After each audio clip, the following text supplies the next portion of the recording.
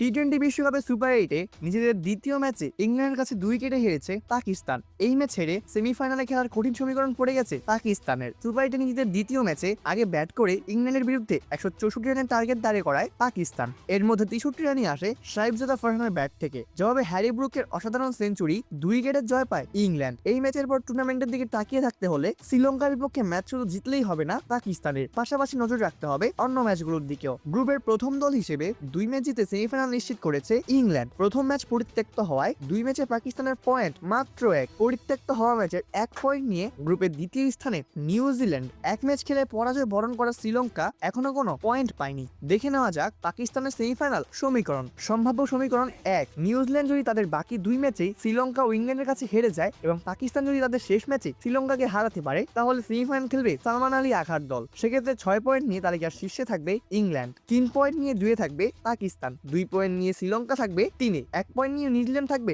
4-এ। সম্ভাব্য সমীকরণ 2, নিউজিল্যান্ড যদি তাদের বাকি 2 ম্যাচের মধ্যে শ্রীলঙ্কা বিপক্ষে জেতে এবং ইংল্যান্ডের বিপক্ষে যদি হারে, তাহলে পাকিস্তানকে রান রেটের অনেক হিসাব নিকাশ করতে হবে। সেক্ষেত্রে 2 দলের সমান 3 পয়েন্ট হলে নেট রান রেটে এগিয়ে থাকতে হলে সেমিতে খেলার সুযোগ পাবেন বাবর শাহিনরা।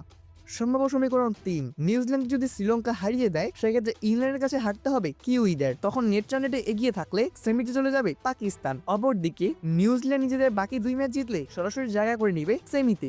শ্রীলঙ্কার ক্ষেত্রে তাদের বাকি 2 ম্যাচ জিতলে জায়গা নিশ্চিত হবে শেষ 4-এ, অর্থাৎ সেমিফাইনালে।